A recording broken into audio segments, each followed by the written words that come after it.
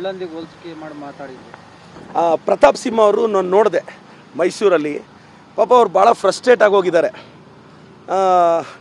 ಒಂದು ಮುಳ್ಳಂದಿ ಬಗ್ಗೆ ಮಾತಾಡ್ತಾರೆ ಅಂದರೆ ಇದು ಇನ್ನೊಂದು ಮುಳ್ಳಂದಿ ಆಗಿರುತ್ತೆ.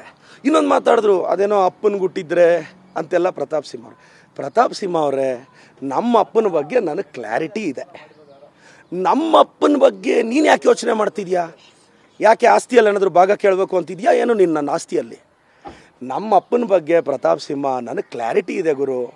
ನಿಮ್ಮ ಅಪ್ಪನ ಬಗ್ಗೆನೂ ನಿನಗೆ ಕ್ಲಾರಿಟಿ ಇದೆ ಅಂತ ನೀನು ನಮ್ಮಪ್ಪ ಬಗ್ಗೆ ಯೋಚನೆ ಮಾಡೋದು ನೋಡ್ತಾ ಇದ್ದರೆ ನನಗೇನೋ ನೀನು ಆಸ್ತಿಯಲ್ಲಿ ಭಾಗ ಕೇಳ್ತೀಯ ಅನಿಸುತ್ತೆ.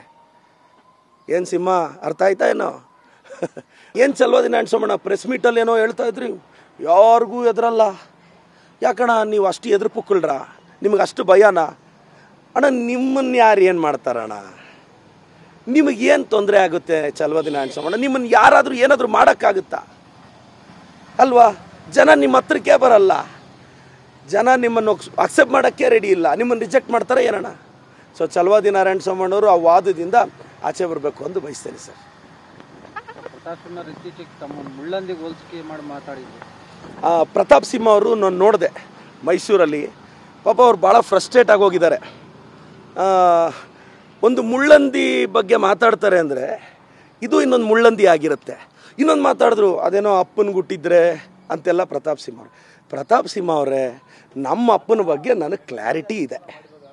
ನಮ್ಮ ಅಪ್ಪನ ಬಗ್ಗೆ ನೀನು ಯಾಕೆ ಯೋಚನೆ ಮಾಡ್ತಿದ್ಯಾ? ಯಾಕೆ ಆಸ್ತಿಯಲ್ಲಿ ಏನಾದರೂ ಭಾಗ ಕೇಳಬೇಕು ಅಂತಿದ್ಯಾ ಏನು ನನ್ನ ಆಸ್ತಿಯಲ್ಲಿ? ನಮ್ಮ ಅಪ್ಪನ ಬಗ್ಗೆ ಪ್ರತಾಪ್ ಸಿಂಹ ನನಗೆ ಕ್ಲಾರಿಟಿ ಇದೆ ಗುರು. ನಿಮ್ಮ ಅಪ್ಪನ ಬಗ್ಗೆನೂ ನಿನಗೆ ಕ್ಲಾರಿಟಿ ಇದೆ ಅಂತ ನೀನು ನಮ್ಮಪ್ಪ ಬಗ್ಗೆ ಯೋಚನೆ ಮಾಡೋದು ನೋಡ್ತಾ ಇದ್ದರೆ ನನಗೇನೋ ನೀನು ಆಸ್ತಿಯಲ್ಲಿ ಭಾಗ ಕೇಳ್ತೀಯ ಅನಿಸುತ್ತೆ.